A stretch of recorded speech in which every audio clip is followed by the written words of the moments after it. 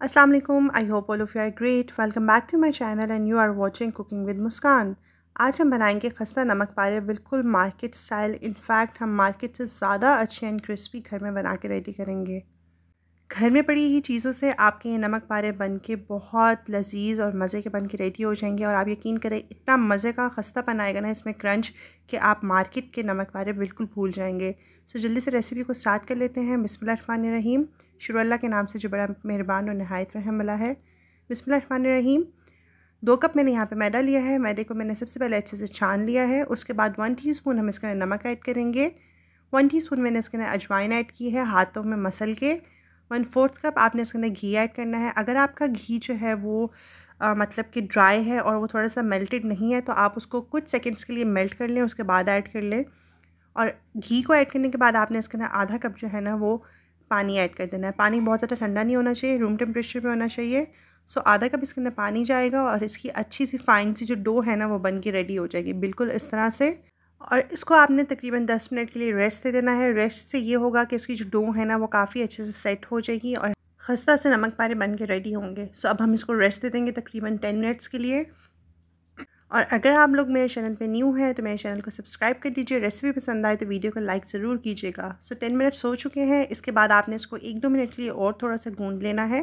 ये वाला स्टेप इसलिए इंपॉर्टेंट होता है क्योंकि इससे जो डो होती है ना वो अच्छे से फाइनली सेट हो जाती है और जब हम इसको बेलते हैं तो वो टूटती नहीं है।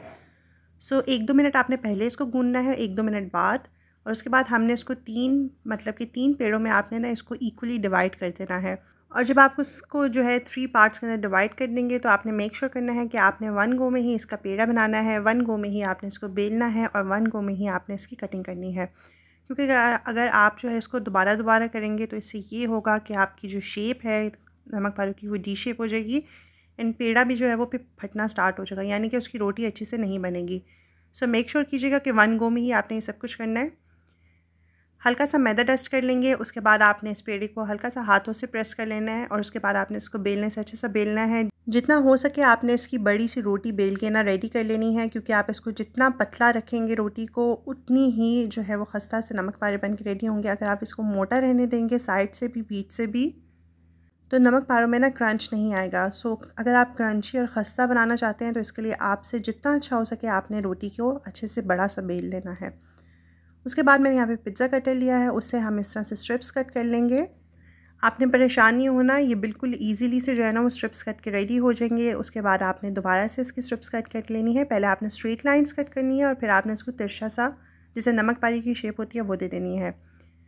इसके बाद आपने इसके ऊपर थोड़ा सा हल्का सा मैदा डस्ट करना है और उसके बाद आपने इसको जो है ना वो स्क्रैपर से अलग कर देना है। इस तरह से ये इजीली अलग हो जाएंगे और आपने इसी तरह इसको डायरेक्टली उठा के जो है ना वो गर्मा गर्म ऑयल के अंदर ऐड कर देना है।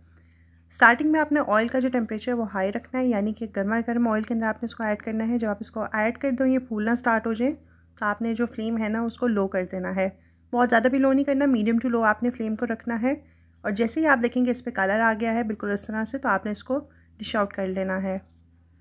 जब आप नमक पारों को फ्राई कर रहे हों तो आपने कोई दूसरा काम नहीं करना, क्योंकि इस पर फ़ौरन से कलर आना स्टार्ट हो जाता है और इसी दौरान जो होता है ये जल भी सकते हैं। सो जब आप नमक पारों को फ्राई करें तो आप दूसरा कोई काम भी मत कीजिएगा। सो फ्रेंड्स, हमारे मार्केट स्टाइल खस्ता नमक पारे बन के रेडी हो गए हैं। आई एम श्योर आपको मेरी वीडियो ज़रूर पसंद आई होगी। अगर आप सबको मेरी ये वीडियो पसंद आई है तो मेरे चैनल को सब्सक्राइब कर दीजिए, बेल आइकन को प्रेस कर दें ताकि आपको मेरी हर न्यू वीडियो की नोटिफिकेशन मिलती रहे। इस वीडियो को लाइक करें, इसको शेयर करें, इस पर कमेंट करें। अल्लाह ताला हम सबके दस्तरखान में बरकतें डालें, हम सबको अपनी अमान में रखें। अपना बहुत ज़्यादा ख्याल रखिएगा और मुझे अपनी दुआओं में याद रखिएगा। Thanks for watching my video. अल्लाह हाफ़िज़।